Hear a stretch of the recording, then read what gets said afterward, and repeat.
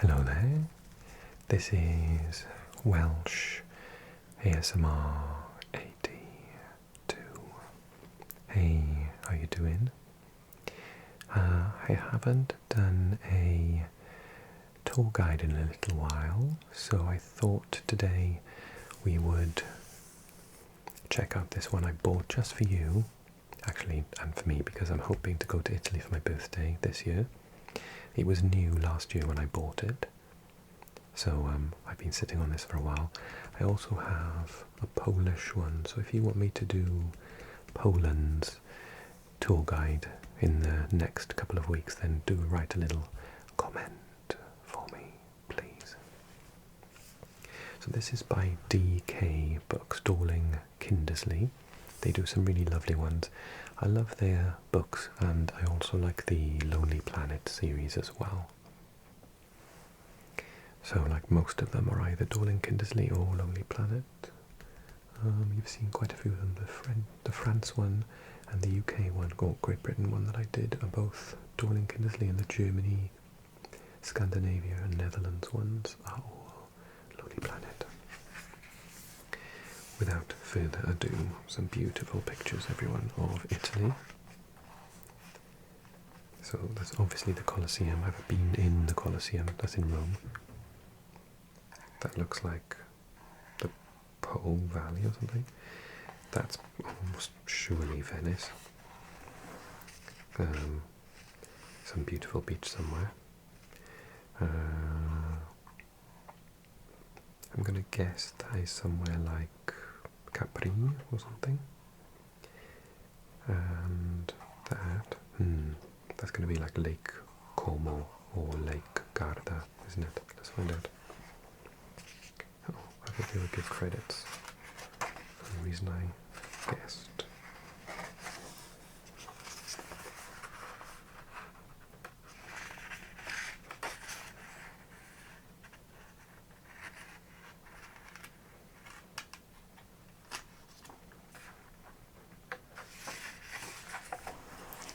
So left Colosseum and Roman Forum.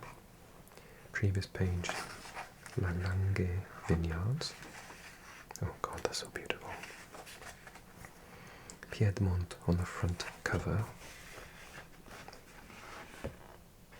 That's in the north near Turin, isn't it? Piedmont. And then Matera. Oh no. Piedmont is also here. Oh, that's in Piedmont, I see. And the front cover is Matera at dusk. Matera.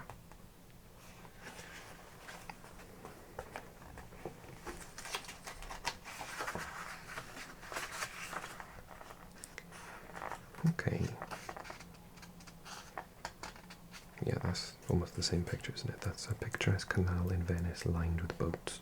There are no roads in Venice, neither on the island or on them. Well, so definitely not on the island. You have to get around by boat or walking.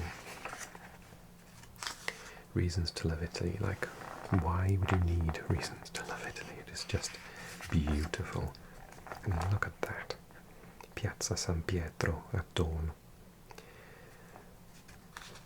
And then lots of piazzas everywhere. There's a plaza, piazza, vineyards, Vespas, beaches. Look at that.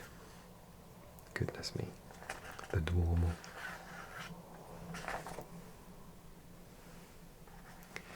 And very briefly, just for those of you who don't know, this is Italy, in the southern part of Europe. Down here we've got places like Croatia, Slovenia, Bosnia, and further down we'll have Greece, Albania. Over here we have France, we have Switzerland and Austria to the north. Germany is just over those.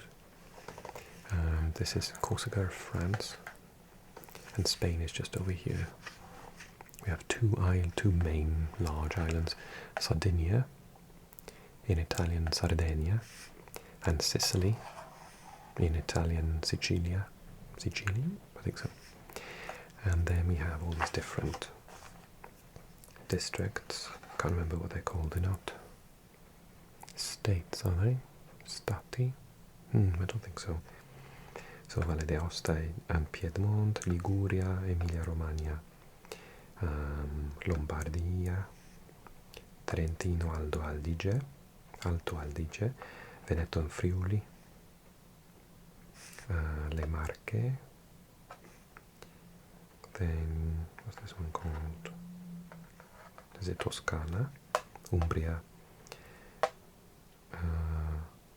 Roma, is that in Latinum? Abruzzo, Molise and Puglia, Campania, Basilicata in Calabria, and yeah, then the islands. It's a very diverse country. The north is very different to the south.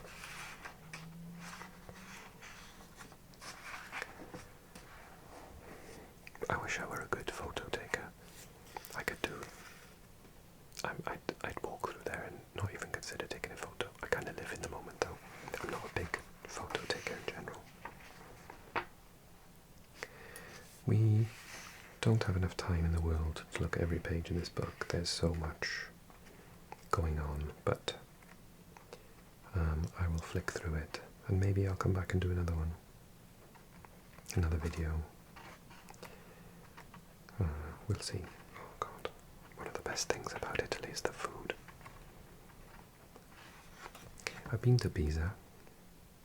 It's very big. You don't really appreciate how big it is. Look at the people. It's huge. And it's really leaning as well. That's Turin. Okay. Yeah, Italy for photographers.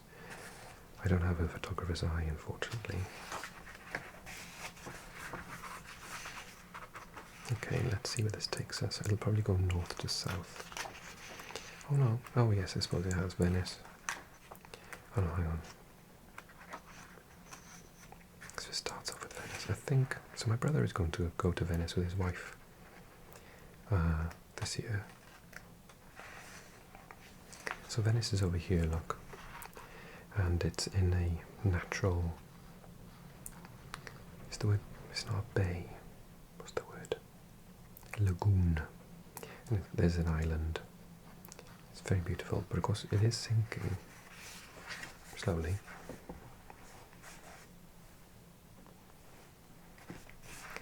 And the Venetians kind of hate tourists because they're just so bombarded with them. There are places that have like turnstiles, and if you don't have a local residency card you can't get through because they're just needed to like block some of the tourists out from wandering around everywhere. You have these islands in the lagoon itself, and San Marco is here,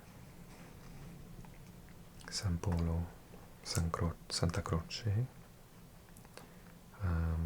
Castello,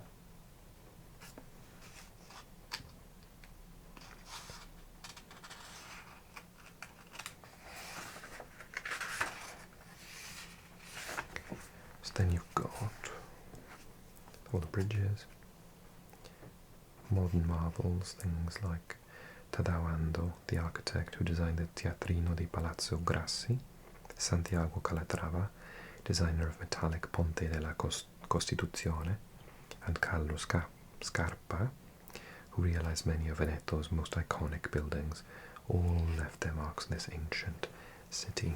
We have the Palazzo, or Palazzos, in Italian read Palazzi. Admire the many palazzi that line Venice's Grand Canal for the price of a Vaporetto ticket. Vaporetto, I think, is the type of boat with a, not so gondola is with like an oar, but a Vaporetto will have an engine, I guess. Among them is the Venetian Gothic style Ca d'Oro, named for its once shimmering, now faded, gold leaf exterior.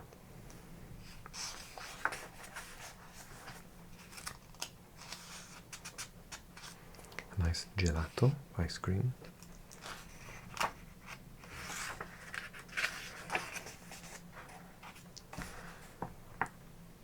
Oh yeah, this is information about what I just said.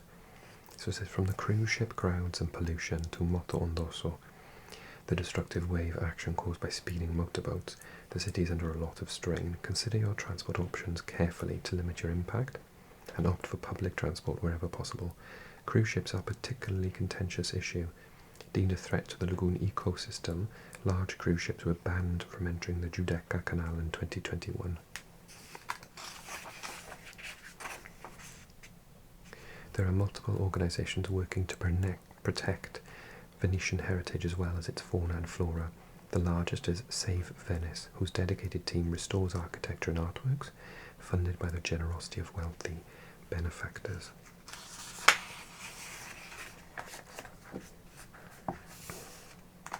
So that's the Grand Canal, and this is Santa Lucia to the Rialto. The best way to view the Grand Canal is it winds through the heart of the city from a vaporetto water bus. 2 lines travel the length of the canal.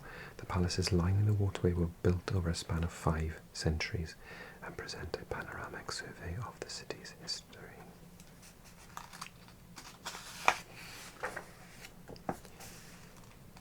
So then the Rialto to San Marco. San Marco is the sort of central, I think where the central plaza is, St. Mark's.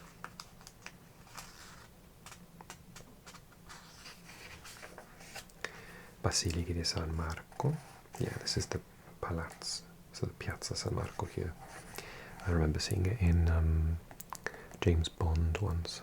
There's a scene in Casino Royale, right at the end of the film, in here he's running to get to the bank.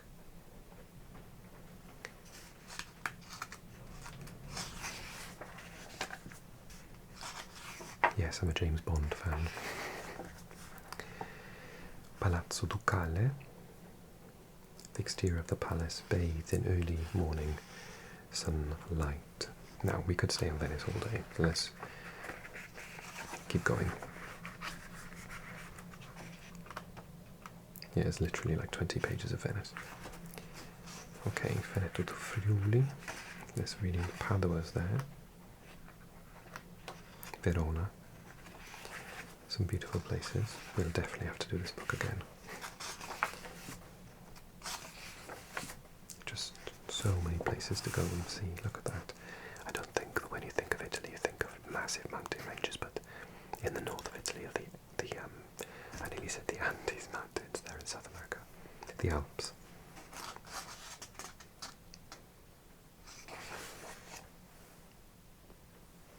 So much so there in a couple of weeks they've got the Winter Olympics, haven't they? Udine, Gorizia, Trieste. Trieste I've heard some nice things about. Once the great seaport of the Habsburg Empire and the ancient rival of Venice, Trieste sits apart from the rest of the Italian peninsula and preserves a unique culture and dialect that mixes Italian, Austrian, Slovenian and Greek. The city is capped by the formidable Castello di San Giusto, which was built by Venetian governors in 1368. It sits behind a Roman basilica and houses a museum of Roman relics. These pre-Habsburg structures are the exception to most of Trieste, which is characterized by grand neoclassical palazzi built by Empress Teresa. In case you don't know where it is, Trieste is, page 127, is there, because Italy, well, Venice, used to kind of go down here, so it's right on the edge of what used to be the top of this section of Italy, but they lost all that territory after the World War. Trieste sits here, so it is kind of like very apart from the rest of Italy.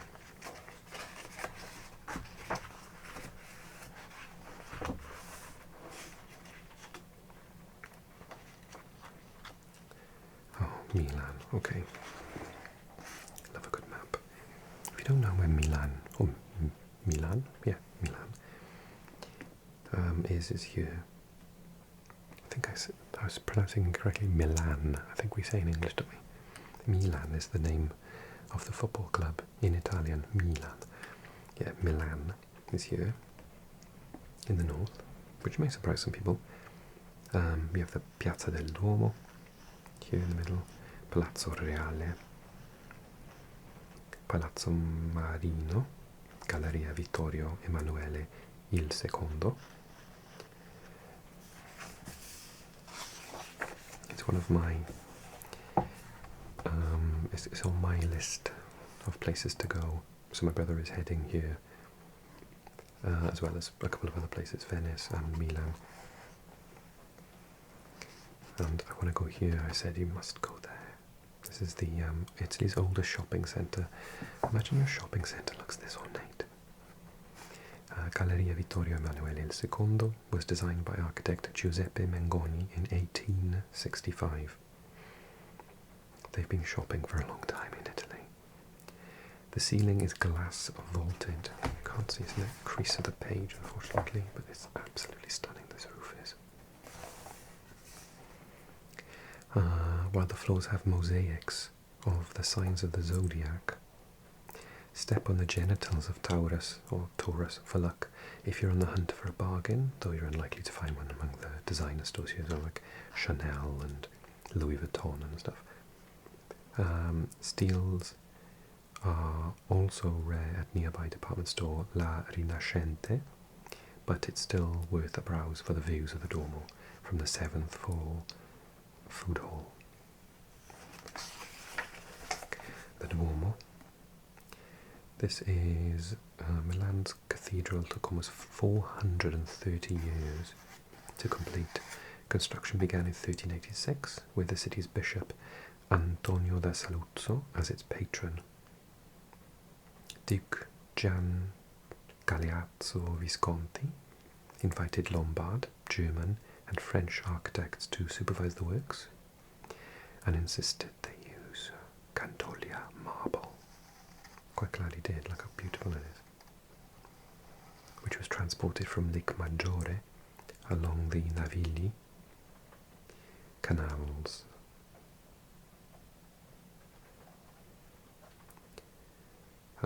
Over the centuries, some of Italy's best sculptors and architects worked on the cathedral, including Leonardo da Vinci.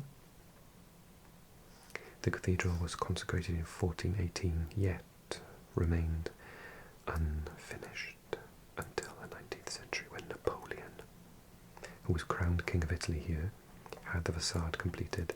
Its bronze doors were only fitted in 1965.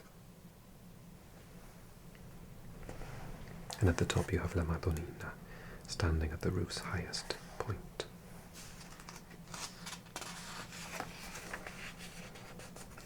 Castello Sforzesco, Sforzesco and the Parco Sempione.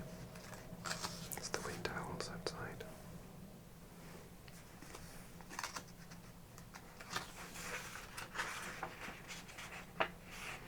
Pinacoteca di Brera, which is an art gallery holding one of Italy's most important art collections, featuring masterpieces by leading Italian artists from the 13th to the 20th centuries, including Raphael, Mantegna, Piero della Francesca and Caravaggio. The collection, which is still housed above the city's art academy, was amassed by the French army under the orders of Napoleon and has some of the greatest masterpieces in the history of art. Francesco Hayez's patriotic and sentimental painting, The Kiss.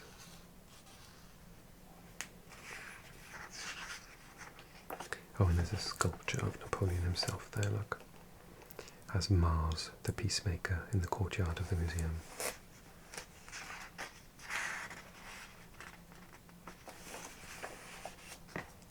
Oh well, Leonardo da Vinci's Last Supper. The masterpiece was painted for Duke Lodovico il Moro in the refectory of Santa Maria delle Grazie in 1495 to 97. Leonardo depicts the moment just after Christ has uttered the words, "One of you will betray me." The artist captures the stunned reactions of his disciples in a remarkably realistic and vivid representation of the Last Supper. On the opposite wall then they have the Crucifixion by Donato Mantorfano.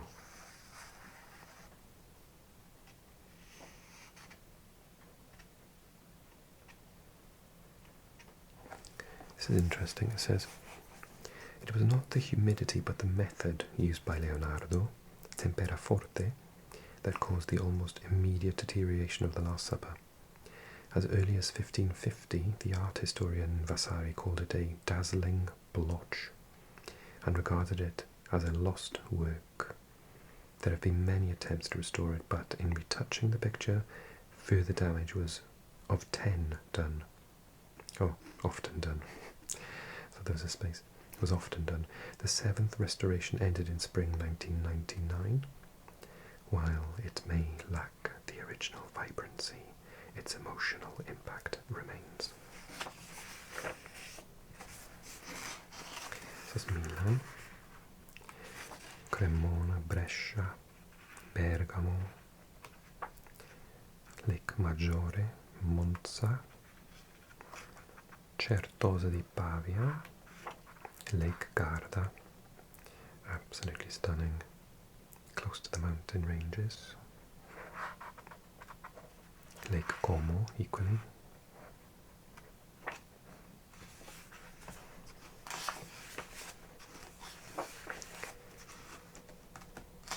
Next is Piedmont, so Torino will be coming up at some point, as well as the Parco Nazionale Gran Paradiso.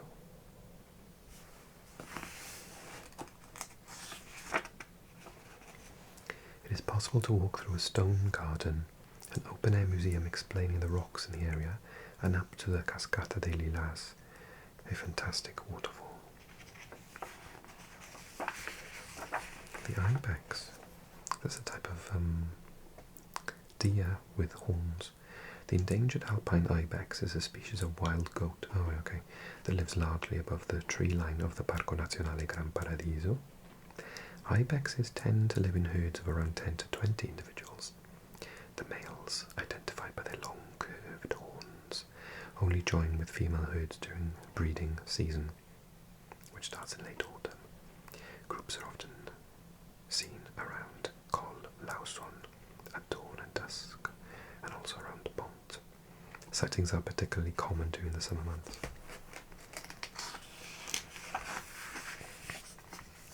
Turin, I love this photo of it.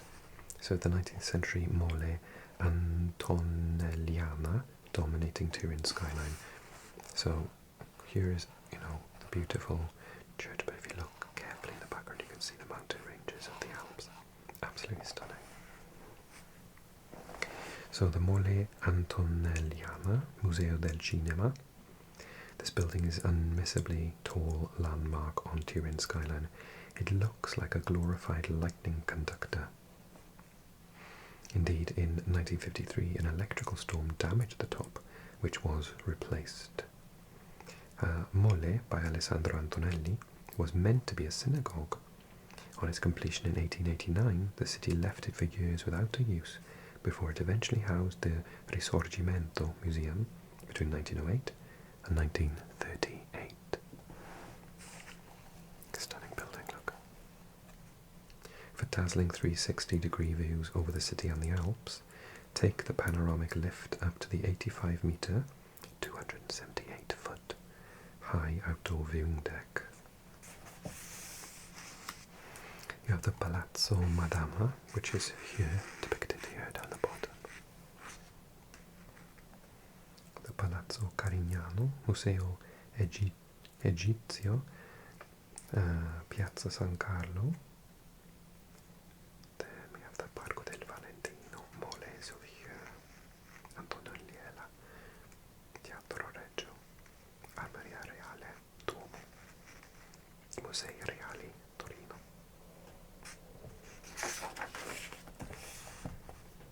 Oh yes, I thought Egizio would mean Egyptian. Museo Egizio. Turin owes its magnificent Egyptian museum to the collection of Piedmont-born Bernardo Drovetti, who was stationed in Egypt as French consul general at the time of the Napoleonic Wars. The items on display are arranged in chronological order from 4000 BCE to 700 CE. On the first floor is the coffin gallery, featuring very fine coffins such as the 14th century BCE tomb of Cha and Merit, complete with the food, tools and ornaments buried with them for the afterlife. The papyrus room holds a collection of enormous interest to scholars, one document, the Royal Papyrus, lists all the pharaohs up to the 17th dynasty with their dates. The museum holds 3 different versions of the Book of the Dead, including the oldest known copy. On the 2nd floor, artifacts from the Old Kingdom to the New Kingdom. I do think it's a bit of a shame these things aren't really in Egypt, but there you go. Statue of Duke Emanuele Filiberto in the centre of the Piazza San Carlo.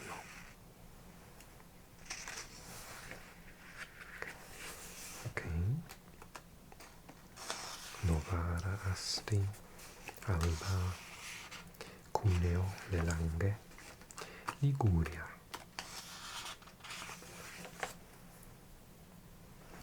So Sanremo is here. Porto Venere, Lerici, Comoli, Genoa. Genoa, one of the 3 most important cities for the industry or industrial side of Italy's economy. There's something refreshingly rough-edged about Genoa, or Genova in Italian, Italy's most important commercial port. In contrast to the genteel resorts along the neighbouring coast, the narrow streets of the old town have a gritty industrial feel to them, with its natural harbour and mountains to protect it. Genoa rose to prominence as a sea-based power. The Palazzi of Via Balbi and Via Garibaldi, and the paintings and sculptures dotted around the city in churches and museums, are among the finest in northwest Italy.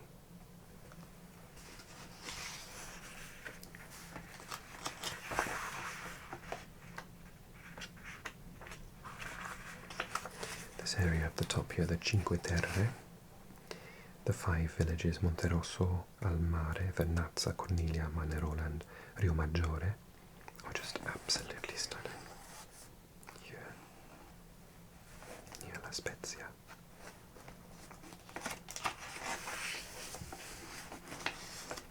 Look.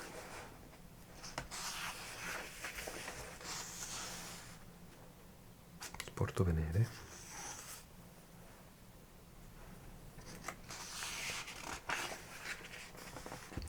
And then we have central Italy. I think what I'm going to do is I'm going to mark the page and we're going to do a part 2. I kind of knew this would happen with Italy. There's too much to rush through.